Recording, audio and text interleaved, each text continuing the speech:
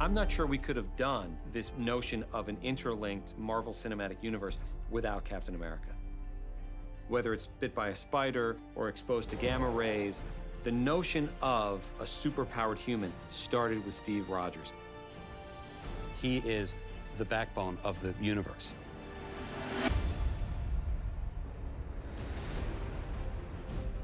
As we were developing Captain America, the First Avenger, Brought in these two writers named Chris Marcus and Steve McFeely. They were the sole writers on the first Captain America film. They went on to become the sole writers on Captain America: The Winter Soldier, sole writers on Civil War, and now Infinity War and Avengers Endgame. They deserve as much credit for Captain America as anybody else.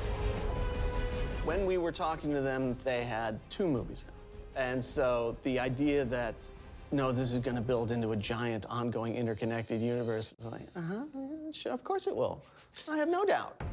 Chris and I sort of coincidentally had been sort of blue skying about, you know what someone should do? A period superhero movie, right? When they were invented, when they were created, what would it be like to use them in the proper time?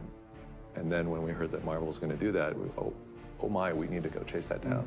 As for the writing, we never worried about the larger universe. The mission is always make the best movie in front of you, because this whole thing is dependent on making good movies one at a time.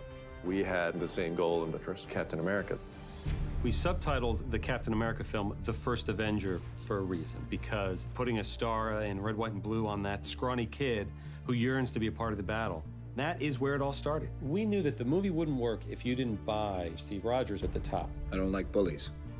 I don't care where they're from. Well, there are already so many big men fighting this war. Maybe what we need now is a little guy, huh?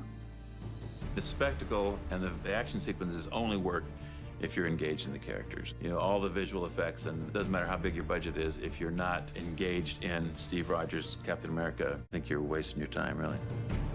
We needed to fall in love with skinny Steve Rogers before he ever became Captain America. And never forget that he's in there. Yeah. The serum amplifies everything that is inside, so good becomes great, bad becomes worse. This is why you were chosen. Because a strong man who has known power all his life may lose respect for that power, but a weak man knows the value of strength.